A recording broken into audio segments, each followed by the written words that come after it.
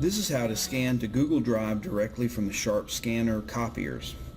Look for the OSA tag. Depending on the model of scanner that you have, it may be in different locations, but somewhere it'll say OSA. We're going to click on that. It's going to connect to the application. Then it's going to ask for my username and password. Click on the username.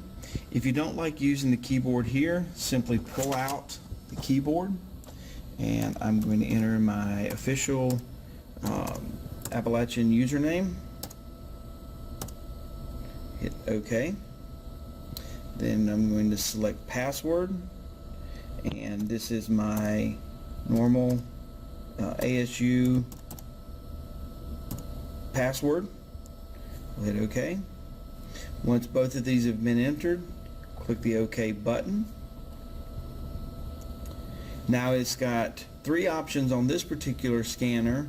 What we want is the scan to Google Drive. Be sure that it says scan to Google Drive. We're going to select that. It'll let me choose a folder. If I select the choose folder option, it'll show me all the different folders within my Google Drive. Selecting this / gray bar here will put it in the root, or I can select an individual folder to put it into. I'll hit OK. If you want to just scan it into your root drive, you don't have to do anything here. I can also pick a file name. I'm going to call this test scan. If you don't pick a file name, it's simply going to put a time date code on it so that you can know which file was being scanned. I'm going to open this, place my copy down, and then push the scan button in the top right corner.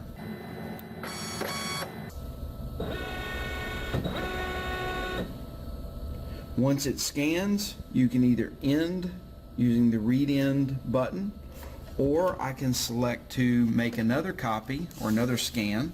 I'm going to do this one at 90 degrees to the first one to show you that it'll actually auto adjust the orientation of the scan, so you no longer have those sideways scans. So to select my second scan, I'm going to hit start. This will append these two scans into the same file. Once I'm done that, if I have no other things to scan, then I'm simply going to hit the read end. That will go through and clear data off the scanner and put me back to where I can either scan another document, or if I wish to log out, select the little icon that looks like a person beside your name and say log out, OK, and that clears your data off of the machine and lets the next person come up to it to use it.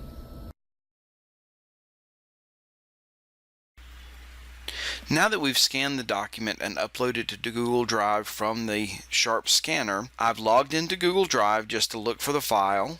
Here in my main folder is the test scan, which is what I named it while we were at the printer. It's appended a year, date, and time code to it so that it makes sure it has a unique name. If we click on it to look in preview, we can see the text that was scanned. If we highlight a section of text, notice how I can select the words. This means it's done the optical character recognition, or OCR, which allows it to be readable by a screen reader and also searchable. So that helps it with ADA compliance. We're going to close that. Now to add this to an AsULearn class, here we are logged into an AsULearn class. I'm going to add a activity or resource, and in this particular instance I'm going to add a file, but note that this function can be used from anywhere that there is an editor. We're going to add that. I'm going to name this my scanned PDF. You would name it the article or whatever you want to call it. Under content, I'm going to go to select a file, so add, and in the pull down list here I want to go to Google Docs.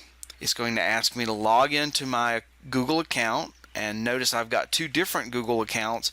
I want to make sure that I select my AppState account. Here are all my files within the AppState Google Drive, including my test scan 21510. I'm going to select that, select this file. Now it's made a copy into my course, and that's important to note that this is a unique copy.